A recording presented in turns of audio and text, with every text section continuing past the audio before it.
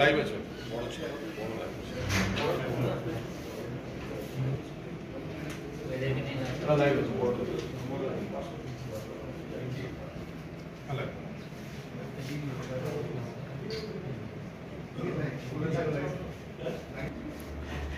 বিশেষ করে মিনিস্টারকে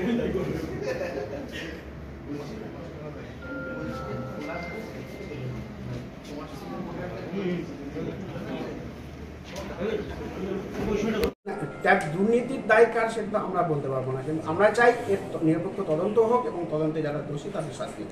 আপনি একটা প্রশ্ন তুলেছেন, কন্যাশ্রী, শিক্ষাশ্রী, বিভিন্ন প্রকল্পের টাকা ঠিক হয়ে যাচ্ছে, শুধুমাত্র ট্যাবের ক্ষেত্রে এটা হচ্ছে, এর কারণটা কেন? ট্যাবের ক্ষেত্রে হচ্ছে না, হয়েছে এই বছরই হয়েছে, এর আগে কখনো এরকম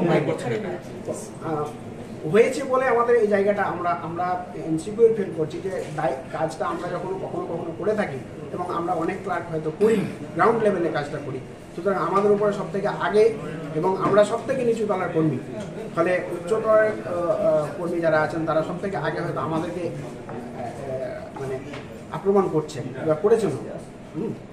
বলছি যে ডিআইয়ের কাছে আশা বা ভরসা না পাওয়ার জন্য কি সাংবাদিক বৈঠকে বসলেন? না, সেরকম নয়। ডিআই স্যার আমাদের যথেষ্ট সহযোগিতা করেছেন, হ্যাঁ, এবং করেছেন বলেই আমি আবারও বলছি তদন্তটা চলছে। আপনাদের কোনো চাপ আছে? মানসিক একটা চাপ স্কুল লেভেলে হয়তো আছে, প্রশাসন লেভেল থেকে এখন কোনো কিছু চাপ নাই। পেপারে বারবার করে আপনারা কি চাইছেন? আমরা চাইছি সামাজিক যে জায়গা আমাদের যে সম্মানহানি হচ্ছে সেটা যাতে না হয়, এবং তার সাথে আর চাইছি যে সমস্ত ছাত্রছাত্রী যাদের টাকা পায়নি তারা যেন অবশ্যই টাকা পায়, সেই ব্যবস্থা যেন সরকার করে দেন। পুলিশ তদন্তে স্যাটিসফাইড? এই মুহূর্তে বলতে পারবো না, পুলিশ তদন্ত করছে, ফলে তদন্তের জায়গা থেকে আমরা হয়তো বলতে পারবো না, কিন্তু আমরা তদন্তের সাথে আমাদের যদি কখনো ডাকা হয় নিশ্চয়ই আমরা সেই সহযোগিতা করব। তৃণমূল কংগ্রেস বা ওদের স্থানীয় আমরা পরিচালন কমিটি, স্কুল কমিটি, পরিচালন কমিটির সভাপতি, তারা কি এই ব্যবস্থাপনার মধ্যে থাকে? মানে আমার মনে হয় না থাকে না, ওনারা থাকেন না, কারণ স্কুলের কাজে ওনারা সেইভাবে ইন্টারফেয়ার করেন না। যেটুকু করেন সেটা হচ্ছে যে কখনো প্রশাসনিক লেভেলে যদি কোনো কাজের দরকার পড়ে তখন হয়তো করেন। আপনার নাম?